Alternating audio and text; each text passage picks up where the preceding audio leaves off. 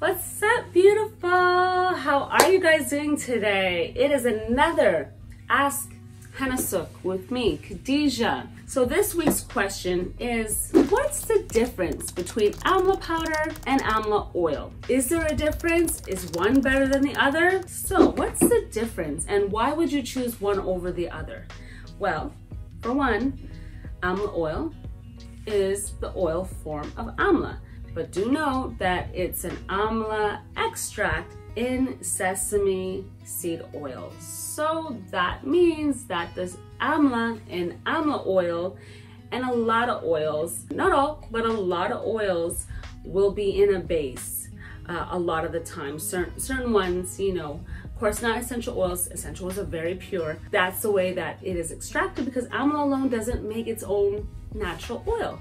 So it has to be soaked, you know, through to just pull out some of the richness of that amla, which promotes hair growth.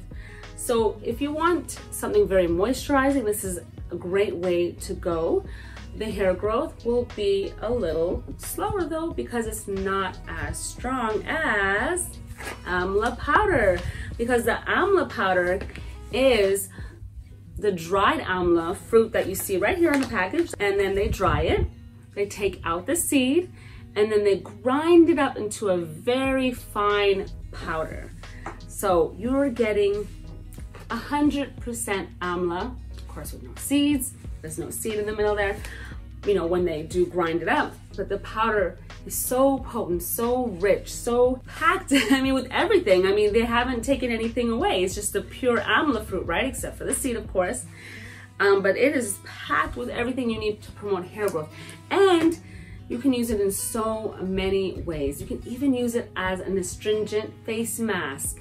But on your hair, you can add fenugreek and aloe for more added moisture. You can, you know, add it with many other herbs, you know, or you can also use it by itself. I always recommend that you add some conditioner to it or something that will give it a little slip, maybe a hair butter, something nourishing, rather than just water, because it's still kind of a grainy kind of, you know, at this point, like a nut powder. So, you know, you want to give it some type of slip. Aloe does that, fenugreek does that, just giving it a little slip so it goes on smoother, and then you get the benefits of the amla. The amla powder will always be more potent. When you do make your mask and treat with amla powder, you can always add in a little bit of amla oil right to that recipe to give it a little bit more moisture as well. And overall, you're going to be putting great ingredients in your hair. You got the amla, you're promoting hair growth.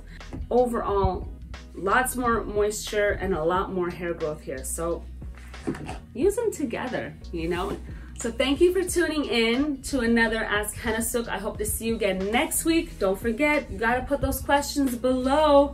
I need to know what kind of pressing questions you all have. Don't forget to hit subscribe and hit that little bell there that they got going on, so that way you can be notified. And I will see you next time. Bye.